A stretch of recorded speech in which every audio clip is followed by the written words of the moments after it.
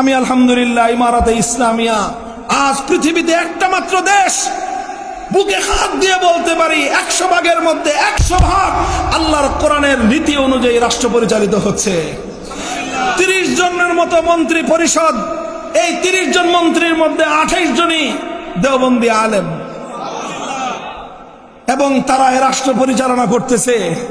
এই রাষ্ট্রের এক একজনের নাম শুনলেই তো আপনারা শুনবেন আশ্চর্য। একজনের নাম হলো আজকে সারা গোটা ভারত যাকে নিয়ে নাচতেছে, মোল্লা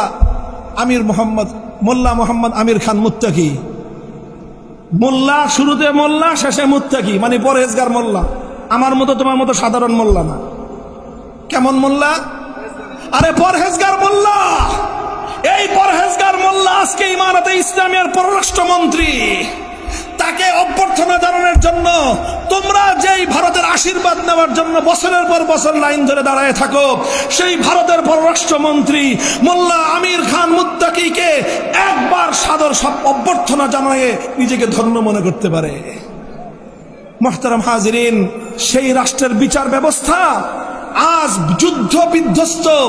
40 বছর ধরে যেই রাষ্ট্রে যুদ্ধ চলছে, সেই যুদ্ধ বিধ্বস্ত একটা দেশ, যে দেশে লক্ষ লক্ষ মানুষের কাছে অস্ত্র, এবং এই সাধারণ এই বন্দুক মার্কা অস্ত্র না, অত্যাধুনিক অস্ত্র, যে অস্ত্র দিয়ে তারা সোভিয়েত ইউনিয়নের সাথে যুদ্ধ করেছে, যে অস্ত্র দিয়ে তারা আমেরিকা সহ পশ্চিমা ন্যাটো বাহিনীকে কুত্তা পেটা করে বিদায় করছে। এই ধরনের ভারী অস্ত্র 2-4 লক্ষ না, বরং কয়েক মিলিয়ন মানুষের হাতে আছে। অথচ গত 4 বছরে কোনো একটা ডাকাতির ঘটনা নেই, কোন একটা সন্ত্রাসের ঘটনা নাই। রাত 2টোর সময় আমরা পাহাড়ি পথে 500 কিলোমিটার পথ চলেছি। লা ইয়াখাফু আহাদান ইল্লাল্লাহ, ভয়ের কোনো কারণ নাই। কেউ রাতে 2টার সময় এসে তোমার বুকে পিস্তল ঠেকায় বলবে পকেটে যা আছে দিয়ে দাও, কল্পনাও করা যায় না। কেউ এসে তোমার কাছে চাঁদা চাবে, চিন্তাও করা যায় না।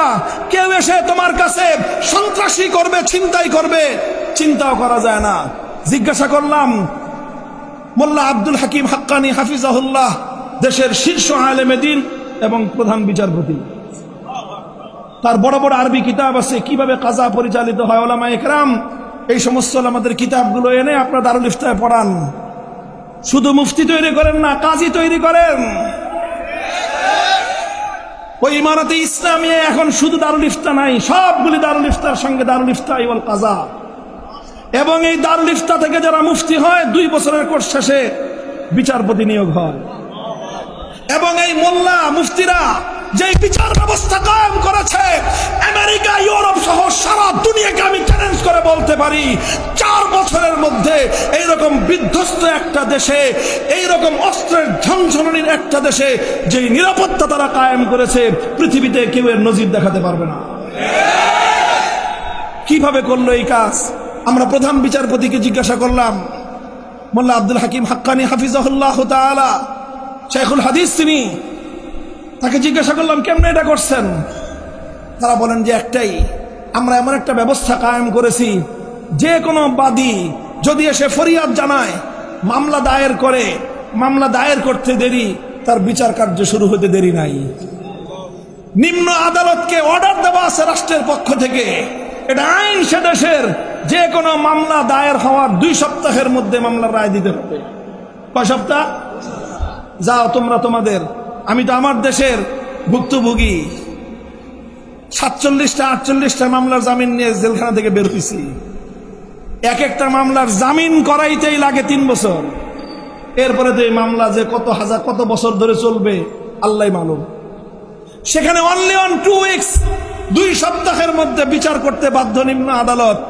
যদি 2 সপ্তাহের মধ্যে বাদী এবং বিবাদী এবং সাক্ষী সুবুত নিয়ে যদি আদালত মনে করে যে না 2 সপ্তাহের মধ্যে এটার রায় দেওয়া সম্ভব না, তখন আদালতকে, নিম্ন আদালতকে উচ্চ আদালত বরাবর প্রেয়ার করতে হবে, দরখাস্ত দিতে হবে যে আমি 2 সপ্তাহের মধ্যে এই মামলাটা শেষ করতে পারতেছি না বলে দুঃখিত, আমাকে আরো 1 সপ্তাহ সময় বৃদ্ধি করে দেওয়া হোক। উচ্চ আদালত থেকে যদি আরেক সপ্তাহ সময় বৃদ্ধি করে দেওয়া হয়, নিম্ন আদালত রায় দেওয়ার জন্য আরেকটা সপ্তাহ বেশি পাবে। অধিকাংশ মামলা শুধু বাদী বিবাদী, মুদ্দাই এবং মুদ্দা আলাই 2 পক্ষ আসে, অধিকাংশ মামলায় কোনো উকিল, ব্যারিস্টার, জজ ব্যারিস্টারের প্রয়োজন হয় না। উকিল বাদী তার কথা নিজে বলে, বিবাদীও তার কথা নিজে বলে। আর বাদীর পক্ষে সাক্ষ্য থাকলে কাজী, বিচারক নিজে সাক্ষ্যের কাছ থেকে জিজ্ঞাসা করবেন, জেরা করবেন নিজে। এখানে লক্ষ টাকা দিয়ে উকিল ভাড়া করার কোনো দরকার নাই, ব্যারিস্টার ভাড়া করবার কোনো দরকার নাই। আমি জিজ্ঞাসা করেছি সুনির্দিষ্টভাবে শেখ আব্দুল হাকিম হাক্কানি হাফিজাহুল্লাহর কাছে যে যদি কেউ উকিল রাখতে চায়, বলে যে সেই অপশন আছে, সেই অপশন আছে। যদি কেউ নিজের মামলা পরিচালনা করতে অক্ষম হয় তাহলে অনুমতি নিয়ে সে নিজে উকিল রাখতে পারবে। আমরা জিজ্ঞাসা করলাম আসলে ঘটনাটা ঘটে কি, কিভাবে বিচার হচ্ছে। তিনি বললেন যে মোর দ্যান 50%, অধিকাংশ মামলা কোনো উকিল ছাড়াই নিষ্পত্তি হয়ে যায়।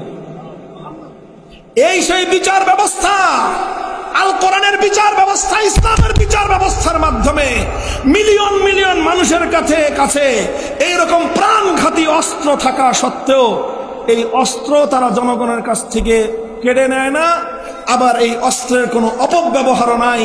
রাষ্ট্রের এক প্রান্ত থেকে আরেক প্রান্ত পর্যন্ত শান্তি এবং নিরাপত্তা কায়েম হয়েছে।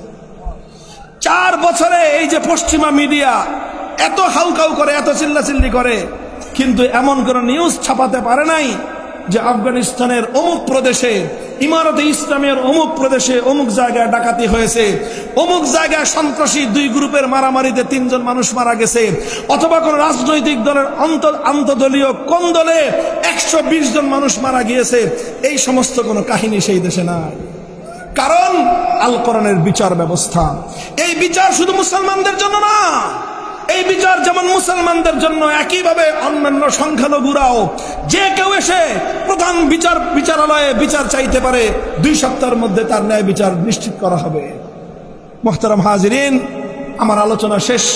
আমি বলতে চাই, ইসলাম অনুযায়ী রাষ্ট্র পরিচালনা এটা শুধুমাত্র কিতাবী বিষয় নয়। ইসলাম অনুযায়ী রাষ্ট্র পরিচালনা করা এটা শুধুমাত্র থিওরিটিক্যাল এবং তাত্ত্বিক কোনো বিষয় নয়, বরং আজকের পৃথিবীতে এটা জ্বলন্ত একটা প্র্যাকটিক্যাল বিষয়। আখেরি পয়গাম, হে বাংলার নওজওয়ানেরা, হে বাংলার মধ্যে মুজাহিদ শাবদুলের বাচ্চারা, আমি তোমাদেরকে জিজ্ঞাসা করতে চাই, 40 বছর যদি রাশিয়া এবং সোভিয়েত ইউনিয়ন আর পরাশক্তি আমেরিকার পশ্চিমা বিশ্বকে ঝাঁটাপেটা করে বিদায় করে সেখানকার 4 কোটি মুসলমান যদি ইসলামের ভিত্তিতে শান্তিময় একটা রাষ্ট্র কায়েম করতে পারে, বাংলার মুসলমানেরা, বাংলার তরুণ সমাজ তাদের 100 বছরের স্বপ্নের আল কোরআনের রাজ বাংলার মাটিতে কায়েম করতে পারবে কি পারবে না?